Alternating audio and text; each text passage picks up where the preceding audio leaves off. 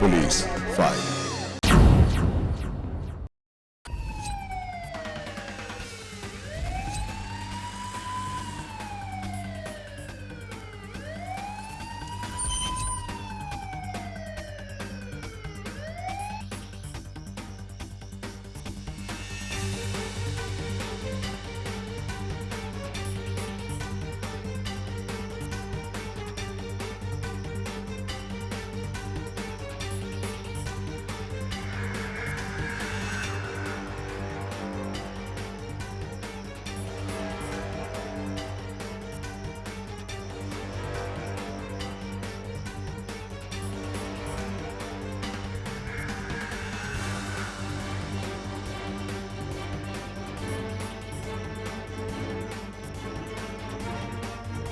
ওই বাড়িটি স্যার।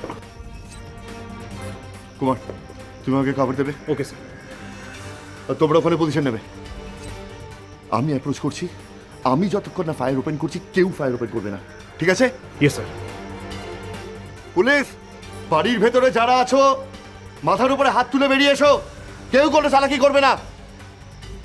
আমি আবার বলছি, আমরা পুলিশ থেকে এসেছি, তোমাদের বাড়িটা ঘিরে ফেলা হয়েছে, তোমরা মাথার উপরে হাত তুলে বেরিয়ে এসো, কোনো চালাকি করার চেষ্টা করবে না।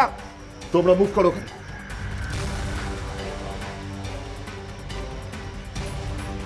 আমি ঢুকছি, আমাকে কভার দেবে, ঠিক আছে? Okay sir. স্টেডি।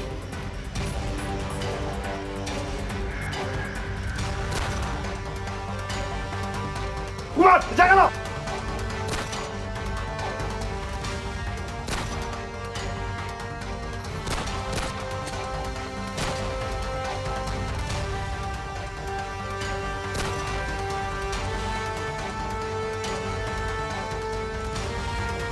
দাঁড়া, নদী গুলি করবো।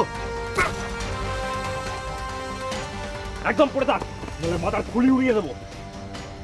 রিল্যাক্স কুমার, ওর কাছে আর গুলি পিস্তল কিছুই নেই। He is injured. ওর মুখটা ঘোরাও, দেখি হারামিটাকে একবার।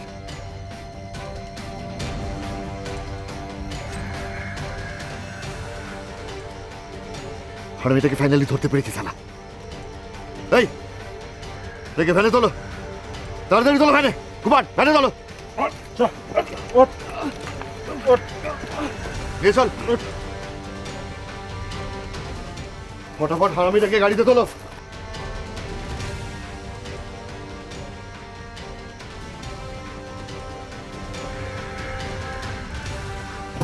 কোথাও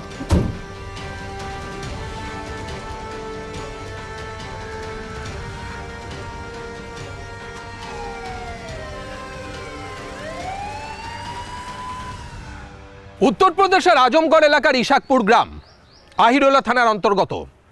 সেখানে পুলিশ আচমকা হানা দিয়ে গ্রেপ্তার করে এক খুনি দুষ্কৃতীকে। যদিও সে ধরা পড়ার আগে পুলিশের সাথে তার গুলি বিনিময় হয় এবং তাতে সেই আহত হয়। পুলিশ তাকে প্রথমে হাসপাতালে নিয়ে যায়, তারপর জেল হাজতে।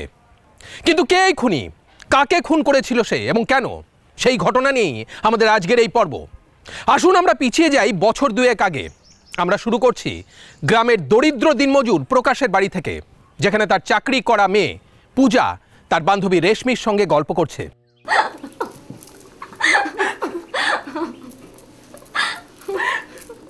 সচ में দাদাটা না চিরকালের খারুশ, কিন্তু সুইট। কিন্তু তুই আমাকে একটা কথা বল, আমার দাদার মতো একটা ছেলের সাথে তুই প্রেম করিস কি করে বলতো? ऐसा मत बोल, जो भी हो वो কিন্তু আমাকে খুব ভালোবাসে। আচ্ছা একটা কথা বল, তোর মতো একটা মেয়ে যে কিনা ভালোই পড়াশোনা করেছিস, আমাদের সবার থেকে এত বেশি, একটা চাকরিও করিস, সে কিনা আমার দাদার প্রেমে পড়লি কি করে বলতো? আমার দাদার আছেটা কি? রাজুর মধ্যে কি আছে সেটা এখন ওর বোনের সাথে আলোচনা করতে হবে। শুনতে পারবি তো? শুন তো। না বাবা, আমি এসব তোদের অ্যাডাল্ট ব্যাপার স্যাপার শুনতে চাই না। আমার মতো একটা বাচ্চা মেয়ে। আহা গো, কি একদম আমার বাচ্চা মেয়ে, তুই তো আমারই বয়সী। আমি মোটেই তোর মতো এত পাকা নই রে, আমি একটা সহজ সরল বাচ্চা মেয়ে। নাহলে আমার নাকের ডগা দিয়ে তুই আমার বন্ধুই আমার দাদাকে তুলে নিলি, আর আমি জানতেই পারলাম না। আমার ওই জবরদস্ত দাদা, যাকে কিনা আমি এত ভয় পাই, সে কিনা তোর সাথে। তবে রে,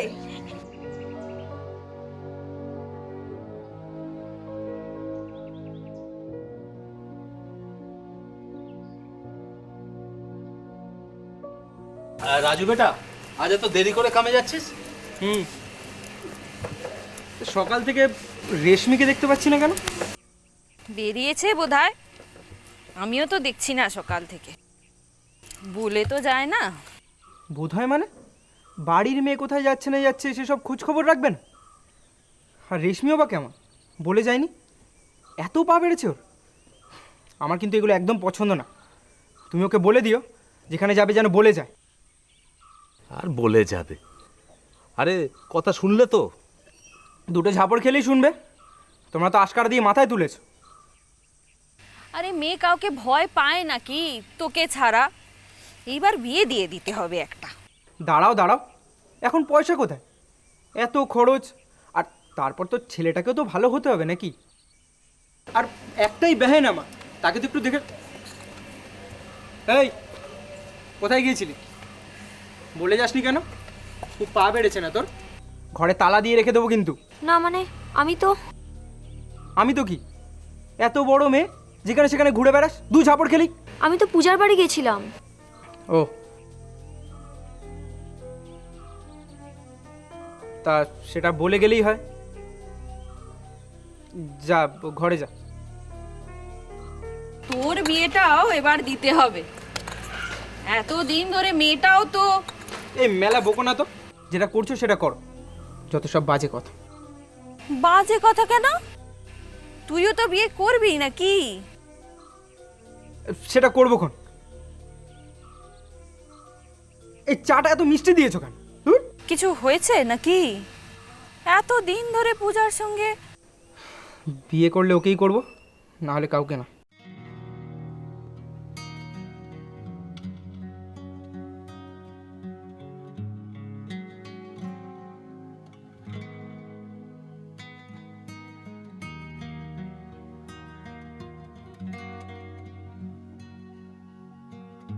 ধর।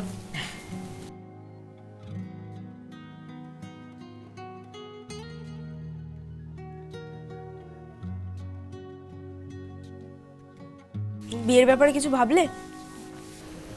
আগে একটা ভালো কাজ জোগাড় করি, বোনের বিয়েটাও তো দিতে হবে। কেন, বিয়ের জন্য কি কেউ তাড়া লাগাচ্ছে? না না, কি আর তাড়া লাগাবে, এমনি কিছু ভাবলে? না, তবে বিয়ের পর কি কি করব সেটা ভেবেছি। দেখাই। দিদি, এই এই এই আমি কিছু দেখিনি। আমি কিন্তু দেখিনি। শালি, হয়নি এখনো, হলে না হয়। তবে দিদি, আমি কার সাথে কথা বলছি বলতো? তুই ছাড়া তো ঘরে কেউ নেই। এই আমি কিন্তু কিছু দেখিনি।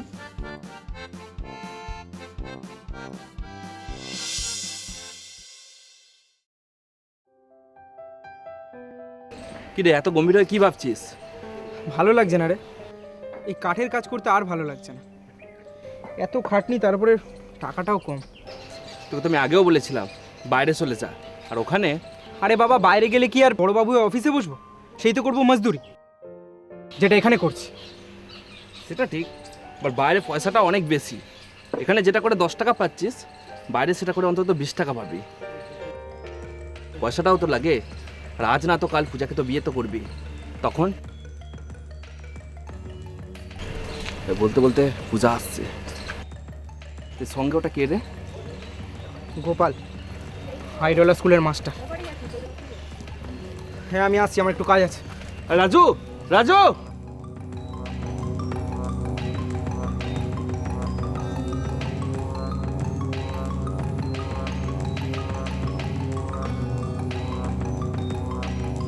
কি ব্যাপার, রাজু আমাকে দেখতে পাইনি? হ্যাঁ, দেখেছো তো, কথাও তো হলো। তাহলে চলে গেল কেন? কি জানি মাথায় কি খেলেছে।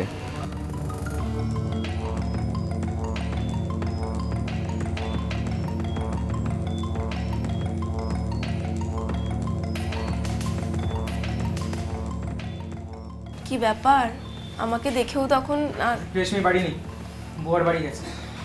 আমি তো রেশমির কাছে আসিনি, আমি তো তোমার কাছে এসেছি। কেন, আমার সাথে আবার কি দরকার? কি দরকার থাকতে পারে বলো তো? সেটা আমি কি করে জানবো? তোমার ওই মাস্টারের বাচ্চাকে গিয়ে জিজ্ঞেস করো। মাস্টারের বাচ্চা মানে গোপাল? ও এই ব্যাপার, এই জন্য এত রাগ? তুমি না সত্যি একেবারে ছেলে মানুষ। সামান্য একটু হেসে কথা বলেছি তাতেই এত রাগ? যদি অন্য কিছু করতাম তাহলে খুন করে ফেলবো, দুজনকেই খুন করবো।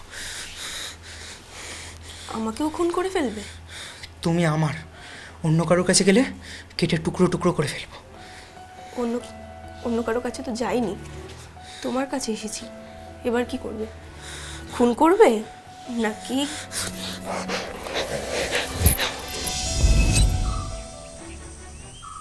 আমার দিমাগে একটা কথা কিছুতেই আসছে না, কাম তো তুই এখানেও করছিস, তো অত দূরে যাবার কি দরকার আছে? মাই দুবাই যাচ্ছি, ওখানে পয়সা কত বেশি জানো?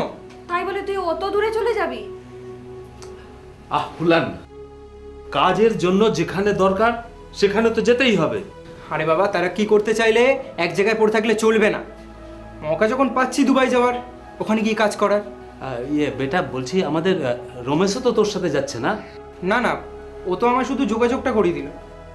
তাহলে নিজে যাচ্ছে না আর আমার বেটাকে পাঠিয়ে দিচ্ছে? আরে বাবা, ও কি আমায় জোর করেছে? আমি তো ওকে বলেছিলাম, ও আমার সচ্চা দোস্তের মতো কাজ করেছে। ও আমার এত বড় উপকার করলো, আর তুমি নাকি ওকেই করছো। আর এখানকার সবাই? সবাই মানে? তোমরা তো আছোই। আমি তো টাকা পাঠাবো, আর আমি তো একেবারে চলে যাচ্ছি না। ওখানে কিছু বছর থাকবো, পয়সা কামাবো, আবার চলে আসবো। পূজা জানে? পূজার সঙ্গে আমি কথা বলে নেব। ও তো একটা নকরি করে, আমাকেও তো কিছু একটা ব্যবস্থা করতে হবে। ও বাওয়াল করবে না। তুমি যেটা বলছো সেটা গলত বাত না। একটা ভালো কাজ পেলে তো। কাজটা ভালো কিনা জানি না, তবে পয়সাটা ভালো। সেটাও তো দরকার, কিন্তু অত দূর। তাহলে কি সারা জীবন এখানে কাটার কাজ করে যাব নাকি? আমি কি সেটা বলেছি? আমি শুধু বলছি আসলে তোমাকে কতদিন দেখতে পারবো না। তাহলে এখানেই থাকি, তোমার পাল্লু ধরে বসে। তুমি তো একটা চাকরি বাগিয়ে নিয়েছো, আমার তো কিছু একটা করতে লাগে নাকি? আমি কি তোমাকে যেতে বারণ করেছি বলো? আর আমি বারণ করলে তুমি যেন কত শুনবে। আমি শুধু বলছি তুমি কবে ফিরবে? সেটা আমি এখন কি করে বলবো? আগে ওখানে যাই, ওখানকার হাল হাকিকাত বুঝি, তারপর বলতে পারবো। বেশ, শুধু একটা বাত ইয়াদ রেখো, এখানে তোমার জন্য কেউ ইন্তজার করবে। ওখানে গিয়ে আমাকে ভুলে যেও না। তুমি সব কি আনাপ শানাপ বকছো? মর্দরা কি বাইরে কাজে যায় না? আমি ওখানে যাব, ঢের সারা পয়সা কামাবো, তারপর তোমার কাছেই ফিরে আসবো। ভরসা রাখো। রাজু চলে গেল দুবাই। প্রথম যা হয় তাদের মধ্যে নিয়মিত কথা হতো, দুবাইয়ের গল্প, ইশাকপুরের গল্প সবই হতো। কিন্তু আস্তে আস্তে যোগাযোগ ফিকে হতে শুরু করলো। হয়তো রাজুর উপর কাজের চাপ বাড়ছিল, হয়তো বা অন্য কিছু। মোট কথা, তাদের শারীরিক দূরত্ব মানসিক দূরত্বে পরিণত হচ্ছিল। এখন রাজু খুব কম ফোন করে, আর প্রায় পূজা ফোন করলে সে ফোনটা ধরে না। আস্তে আস্তে পূজা রাজুর উপর বীতশ্রদ্ধ হয়ে উঠেছিল। আজকাল তাদের মধ্যে খুব কম কথা হয়, যাও হয় বেশিরভাগটাই ঝগড়া।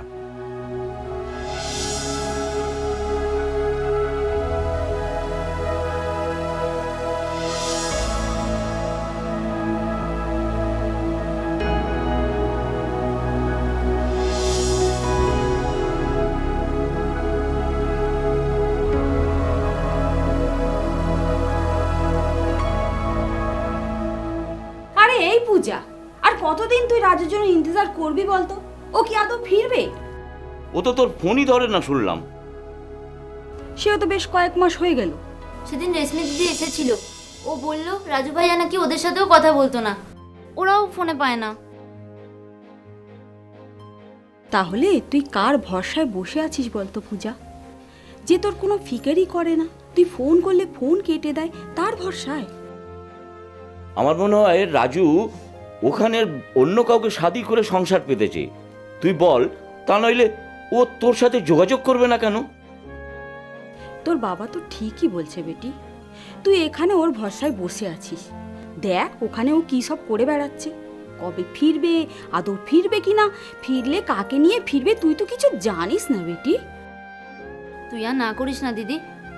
জানো মাই, রাতে মাঝে মাঝে লুকিয়ে বসে দিদি কাঁদে, আমি একদিন দেখে ফেলেছি। কেন? কার জন্য কাঁদিস তুই? তুই কারোর থেকে কম কিসের? তুই লেখাপড়া শিখেছিস, একটা নকরিও করিস, তোর জন্য ভালো ভালো রিশতা আসছে। ও তোর কাবিল নয় পূজা, কোনো দিন ছিল না। হ্যাঁ, তুই একবার হ্যাঁ বল, দেখ তোর জন্যে, তোকে বিয়ে করার জন্যে বরের অভাব হবে না। শেষমেশ পূজা বিয়ের জন্য রাজি হয়ে গেল। যথাসময়ে তার বাবা মায়ের পছন্দ করা একটি ছেলের সঙ্গে তার বিয়ে হয়ে গেল। শুরু হলো তার নতুন জীবন, তার নতুন ঘর গৃহস্থালী। পূজা তার পুরনো সম্পর্কের কথা মন থেকে মুছে ফেলবার অনেক চেষ্টাই করেছিল, অনেকখানি সে সফল হয়েছিল। কিন্তু মাঝে মাঝে যখন সে একলা থাকতো, কিছু পুরনো কথা তার মনে পড়ে যেত। যে এই ঘরে কেউ এখন আসবে। ও তাই এত বিরক্ত? কেউ না এলেও দিদি, এই এই এই আমি কিছু দেখিনি, আমি কিন্তু দেখিনি। সালি, হয়নি এখনো, হলে না হয়। পূজা, আসছি। পূজা তার নতুন জীবনে অভ্যস্ত হয়ে পড়েছিল। আস্তে আস্তে রাজুর স্মৃতি ফিকে হয়ে আসছিল। কিন্তু সেই সময় ঘটল এমন এক ঘটনা যা তার জীবনকে একেবারে উলটপালট করে দিল। হ্যালো, কন? যাক পূজা, ভালো হলো তুমি তোমার নাম্বারটা বদলাওনি। তুমি তুমি আমার গলাটা ভোলোনি তাহলে? তুমি কোথায়? কিভাবে আছো? আমি ফিরে এসেছি পূজা, শুধু তোমার জন্য ফিরে এসেছি। ফিরে এসে শুনলাম তুমি বিয়ে করে নিয়েছো। আমার জন্য একটু অপেক্ষা করতে পারলে না? বেশ করেছি, বিয়ে করেছি। তোমার শরম লাগে না এগুলো বলতে? নিজে তো এতদিন কোনো যোগাযোগ রাখোনি, ফোন করতাম সেটাও কেটে দিতে। তাহলে তুমি বলো আমি কি ভাবতাম, কি বুঝতাম আমি? সেসবের কারণ ছিল, তুমি আমার সঙ্গে একবার দেখা করো, আমি তোমাকে সব বুঝিয়ে বলবো। আমি তোমায় এখনো ভালোবাসি পূজা। অসম্ভব, তোমার সাথে এখন আর দেখা করার কোনো প্রশ্নই ওঠে না। আর সব থেকে বড় কথা, আমি এখন অন্যজনের বিবি। তুমি আমাকে এতদিন যেরকম ভুলেছিলে, সারা জীবন সেই রকমই ভুলে থাকো। আর শোনো, আর আমাকে ফোন করে কোনোদিন বিরক্ত করো না। এমন বলো না পূজা, তুমি আমার।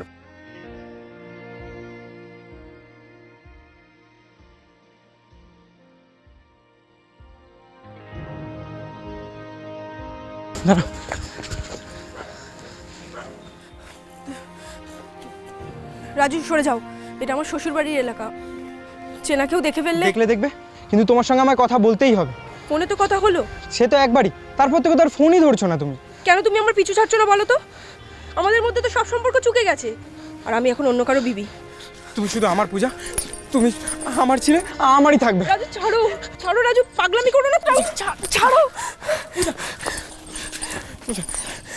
আমি তোমার এই শাদী মানি না। তুমি শুধু আমার বিবি হবে, শুধু আমার। আর কারো বিবি আমি হয়ে গেছি রাজু। ছেড়ে দাও তাকে, তুমি আমার সঙ্গে চলে এসো। আমরা শাদী করব, আমাদের বাচ্চা হবে, আমরা খুব সুখে থাকবো। অসম্ভব, আমার স্বামীকে ছেড়ে আমি তোমার সাথে? এটা হয় না।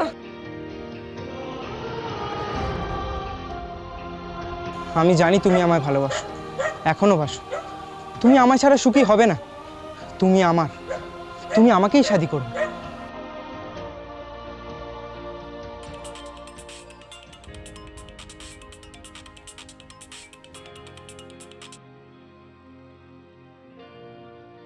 হ্যালো, আমি রাজু।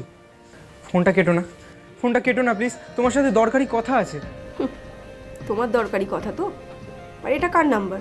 এটা তো তোমার নাম্বার না। আমার নাম্বার হলে কি তুমি ফোন ধরতে? কি চাও বলো? তোমার সঙ্গে কিন্তু আমি যেতে পারবো না, সেটা তোমাকে আগেই জানিয়ে দিয়েছি। হ্যাঁ বলেছো, কিন্তু একবার কি দেখা করা যায় না, শেষবারের মতো?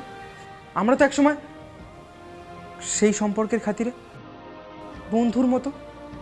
করবে না দেখা আমার সঙ্গে? রাজু, তুমি যেটা চাইছো সেটা হয় না, করা যায় না। আমি সেসব বলছিও না, আমি অনেক ভেবে দেখলাম, তুমি ঠিকই বলছো, কিন্তু পুরনো বন্ধুত্বের খাতিরে কি একবার দেখা করা যায় না? তুমি কেন আমাকে আবার দুর্বল করে দিতে চাইছো বলো তো? একবার দেখা করো পূজা, একবার, শুধু একবার। ঠিক আছে, একটাই শর্তে, এই একবার দেখা করলে তুমি আর আমার পিছু নেবে না। নেব না, কথা দিলাম। সামনের সপ্তাহে আমি বাপের বাড়ি যাব, তখন তোমার সাথে দেখা করব। ঠিক আছে, তাহলে গ্রামের পাড়ে মন্দিরের সামনে দেখা করব। সারাদিন ঘুরবো একসাথে, তারপর সন্ধে হলে তোমায় মুক্তি দিয়ে চলে যাব। আর আসবো না, আসবে তো? আসবো।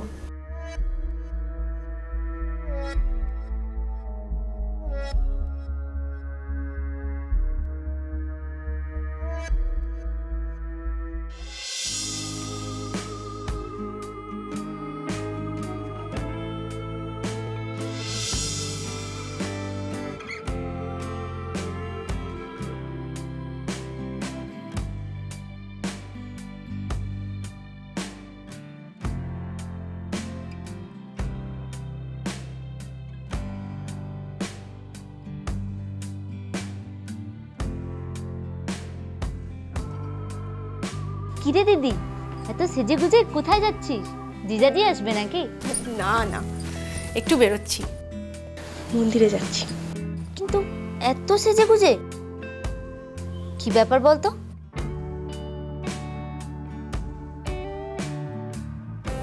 রাজুর সাথে দেখা করতে যাচ্ছি। রাজু, তোর কি দিমাগ খারাপ হয়ে গেছে? তুই যেরকম ভাবছিস সেরকম কিছু না, আসলে দিমাগ তো ও আমার খারাপ করে দিয়েছিল আমার পিছা নিয়ে নিয়ে, তাই জন্যই তো আমি দেখা করতে রাজি হলাম। আর ও বলেছে এই একবার দেখা করলে ও আর আমার পিছা নেবে না। সে না নিলেই ভালো, কিন্তু তুই কখন? বিকেলের মধ্যেই ফিরে আসবো, তুই চিন্তা করিস না। আর শোন না, মাইকে কিছু বলিস না, আসছি।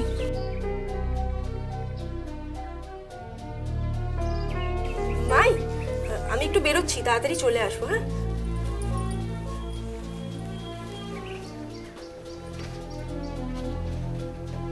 কোথায় গেল রে?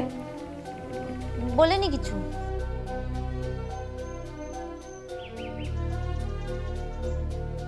পূজা কিন্তু ফিরল না।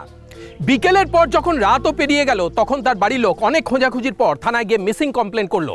তার আগে অবশ্য তারা আরতিকে বলা পূজার কথা মতো রাজুর বাড়িতেও যায়, কিন্তু রাজুর বাড়ির লোক বলে যে তারা কিছু জানে না, রাজুকেও খুঁজে পাওয়া যায় না। পুলিশ পূজা আর রাজুর ছবি চারিদিকে সার্কুলেট করে খোঁজাখুঁজি শুরু করে। এই ঘটনার কয়েকদিন পর পুলিশ তার প্রথম সূত্রটি পায়।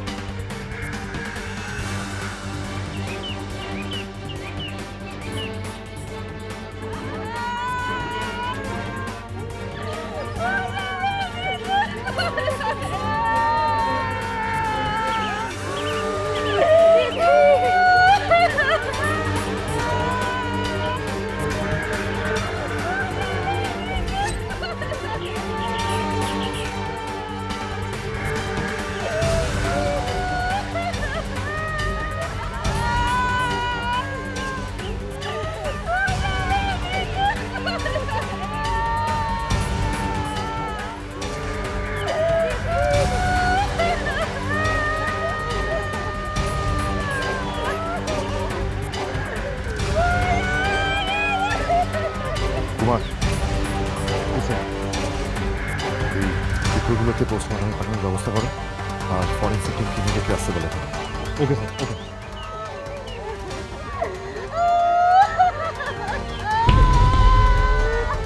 গ্রামের লোকের কাছে খবর পেয়ে পুলিশ এক পরিত্যক্ত কুয়োর পাশে একটি মেয়ের খণ্ড বিখণ্ড মৃতদেহ পায়। পুরো শরীরের 6টা টুকরো করা হয়েছিল, মাথাটা কিন্তু তার সঙ্গে ছিল না। মাথাটি পাওয়া যায় আরো কিছু দূরে একটি পুকুরের মধ্যে।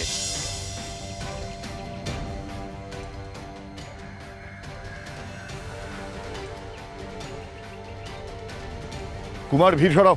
Yes sir. এই সরো সরো সরো সরো সরো সরো। এটা এটা এটা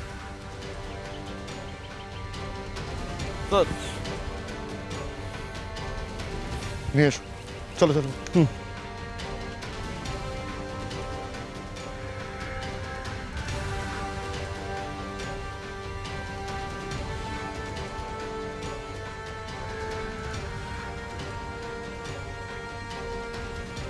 পরিজনেরা ওই দেহটি শনাক্ত করে পূজার দেহ হিসেবে। পুলিশ রাজুর খোঁজে জোর তল্লাশি শুরু করে।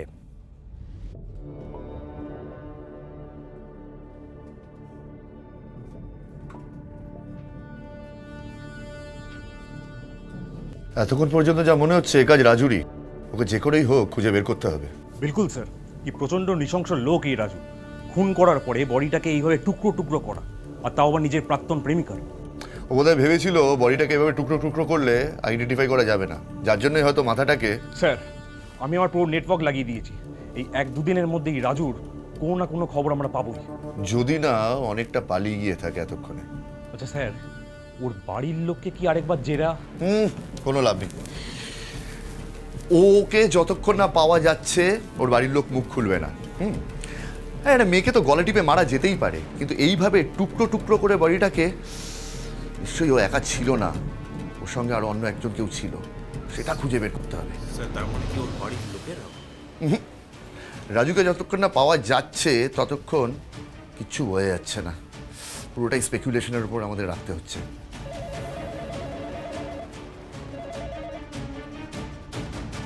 হ্যাঁ, কি খবর? কি খবরটা পাক্কা তো?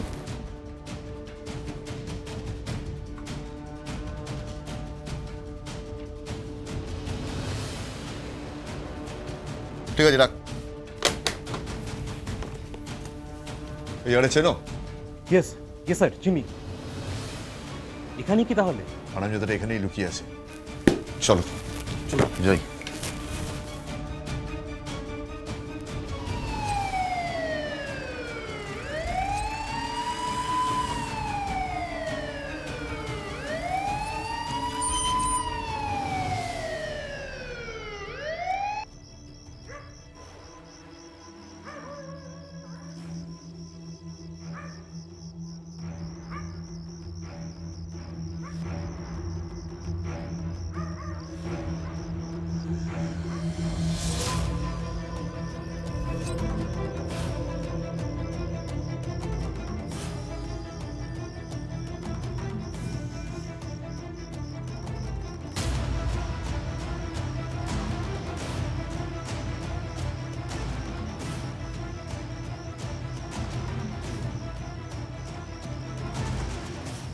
ওই বাড়িটি স্যার।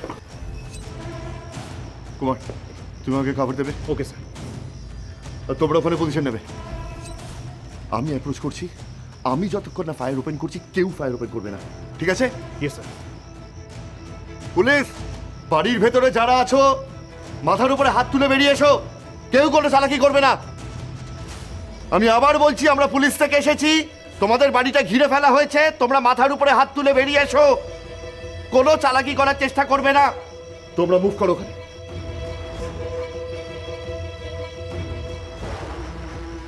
আমি ঢুকছি, আমাকে কভার দেবে, ঠিক আছে? Okay sir. স্টেডি।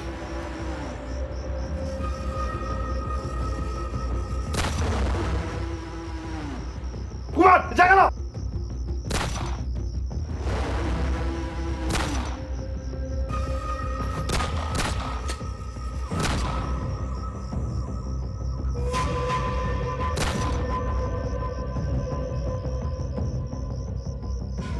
দাঁড়া, নদী গুলি করবো। একদম পড়ে থাক, তাহলে মাথার খুলি উড়িয়ে দেবো। রিল্যাক্স কুমার, ওর কাছে আর গুলি পিস্তল কিছুই নেই। He is injured. ওর মুখটা ঘোরাও, দেখি হারামিটাকে একবার।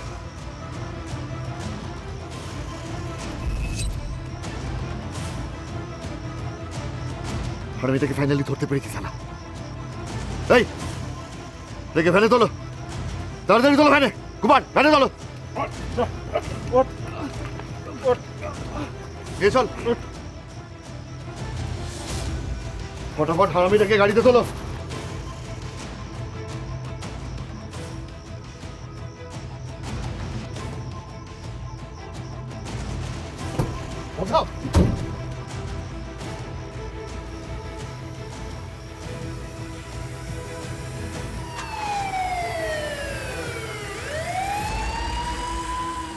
এদিকে তাকা।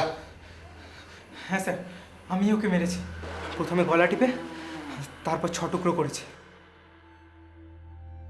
ও আমার কথা কিছুতেই শুনছিল না। আমি ওকে অনেক বুঝিয়েছি, ওর হাতে পায়ে ধরেছি, কিন্তু না। স্যার, ও তো আমার, তাহলে ওকে অন্য কারোর কি করে হতে দিই? ও শুধু আমার, ওকে আমি কারোর হতে দেবো না। তাই বলে এভাবে মেরে ফেললি মেয়েটাকে? আমি তো ওকে মারতে চাইনি।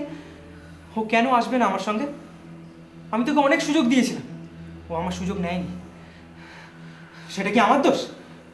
আমি তো ঠিকই করে নিয়েছিলাম, হয় ও আমার হবে, না হলে। আর বাড়িতেও তো এই নিয়ে কথা হয়েছিল। তুই শুধু শুধু রাগ করছিস ভাইয়া। তুই কারোর সাথে কোনো যোগাযোগ রাখতিস না, খোঁজ খবর নিতিস না। পূজা কি করে তোর সাথে ইন্তজার করবে? এই না বুঝে কথা বলিস না তো। আমি তো বললাম আমি কেন যোগাযোগ করতে পারিনি। আর এখন কথাটা ওর বিয়ে নিয়ে নয়, ওর ফিরে আসা নিয়ে হচ্ছে। আরে একটা ভুল বোঝাবুঝি হয়েছিল, ও শাদি করে নিয়েছে, এখন ফিরে আসলেই হয়। ফিরে তো ওকে আসতেই হবে, দরকার পড়লে ওকে তুলে নিয়ে আসবো। যেভাবে হোক তুই ওকে নিয়ে আয়, ওকে ছাড়া তুই ভালো থাকবি না। আর পূজা, ও কি ভালো থাকবে সেটা কি ভেবে দেখেছিস? এভাবে একটা শাদি করার পর আবার তোর সাথে চলে আসবে। তুই কি চাস না ও আমার বিবি হয়ে আসুক? আমি তো চাই, কিন্তু পূজা যদি না চায়? ও চাইবে না, ওর বাপ চাইবে। ভাইয়া দেখ, আর কোনো বাড়াবাড়ি করিস না যেন। তোকে এত কথা বলতে কে বলেছে রে? বড়দের মাঝখানে খালি পটর পটর। যা যা ঘরে যা, যা যা।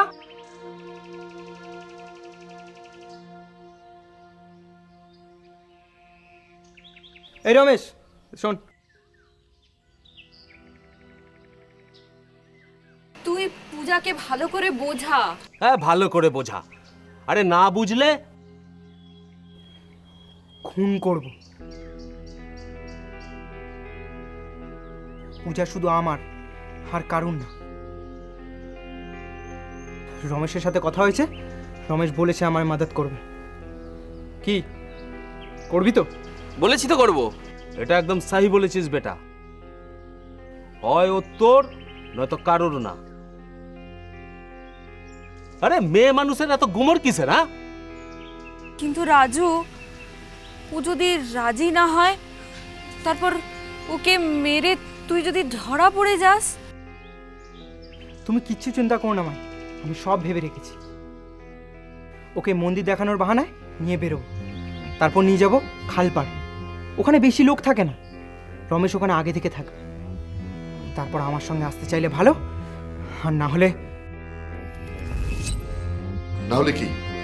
তুই কি ভেবেছিলিস ও সব ছেড়ে তোর কাছে চলে আসবে? আরে ওর তো বিয়ে হয়ে গেছিল। আমি বলেছিলাম ওকে বিয়ে করতে। আমার বিদেশ যাওয়ার সুযোগ নিয়ে ওর বিয়ে দিয়ে দিয়েছিল। আর বিয়ে করলে কি সব হয়ে যায়? পূজা আমার। আরে পূজারও তো একটা ইচ্ছা থাকবে, ও যদি তোর সাথে আসতে না চায় তাহলে? মেয়ে মানুষের আবার তো ইচ্ছা অনিচ্ছের কি আছে? আমি যখন বলেছি ও আমার, তখন ও আমার, ব্যাস। তবে বললাম না, আমি ওকে একটা শেষ সুযোগ দিয়েছিলাম স্যার। ওকে শেষবারের মতো একবার দেখা করতে রেখেছিলাম।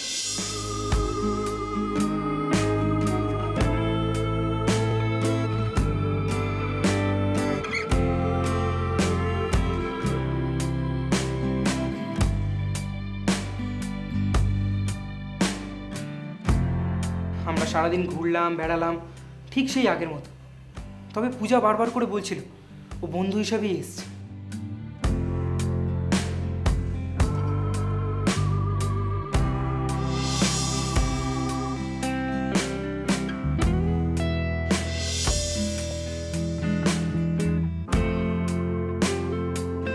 কিন্তু আমি জানি ও মিথ্যে বলছে।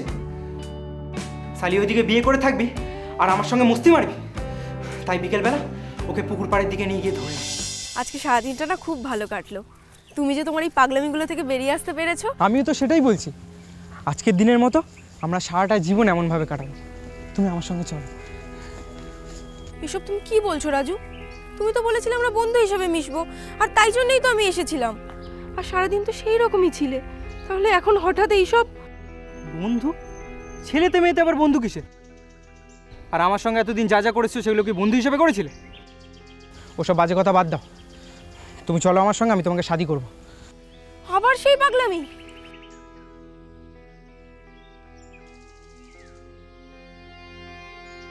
তোমাকে আমি বলেছি না? যাকগে, তোমাকে না বোঝানো যাবে না, আমি আসছি। পূজা, পূজা প্লিজ পূজা, তুমি যেও না। আমি কিন্তু তোমার শেষবারের মতো বলছি, নাহলে তাহলে কি কি করবে তুমি আমাকে? হ্যাঁ, কি করবে? ছি ছি, আমি তোমাকে বিশ্বাস করে এলাম আর তুমি? ছাড়ো, ছাড়ো আমাকে, ছাড়ো পূজা, পূজা ছাড়ো, ছাড়ো রাজু, ছাড়ো, ছাড়ো। তবে রে সালি, হ্যাঁ তুই আমার হবি না? তোকে আমি কারোর হতে দেবো না। অন্যর বিবি হবি না? অন্যর বিবি হবি, হয় বারে অন্যর বিবি হ।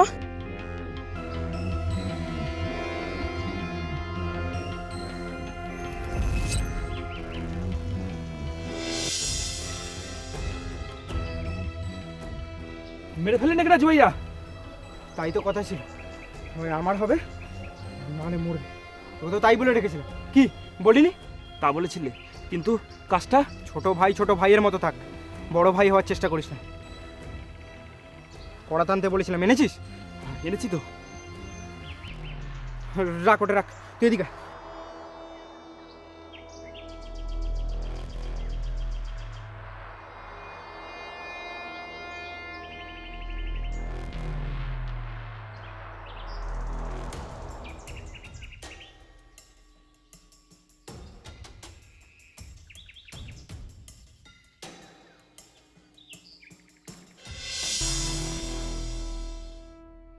তারপর ওকে 6 টুকরো করে কাটলাম, রমেশের বাইকে করে খানিকটা দূরে গিয়ে টুকরোগুলো ছড়িয়ে দিলাম।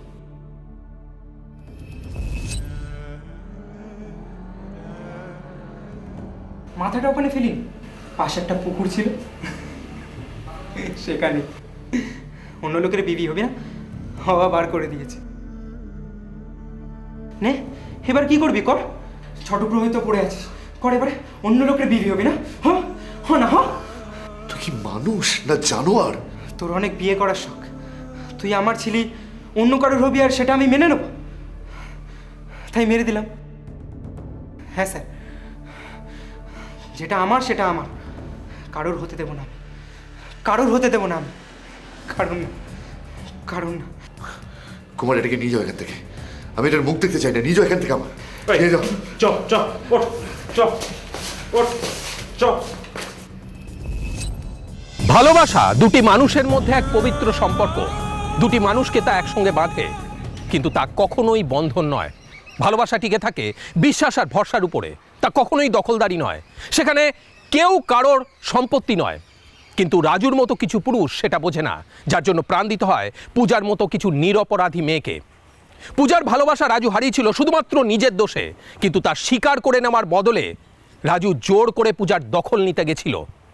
কারণ রাজুর মতন পুরুষেরা শুধুমাত্র সেটাই বোঝে। রাজু এখন পুলিশে হেফাজতে। আমরা আশা করব যে জঘন্য অপরাধ সে করেছে, যে নৃশংসতা সে দেখিয়েছে, আইনের পরিধির মধ্যে তার সর্বোচ্চ সাজাই প্রাপ্য। আজ এই পর্যন্তই, পরবর্তী পর্বে ফিরে আসবো এরকমই কোনো সত্য ঘটনার চিত্ররূপ নিয়ে। ততক্ষণ সুস্থ থাকুন, সতর্ক থাকুন, সাবধানে থাকুন।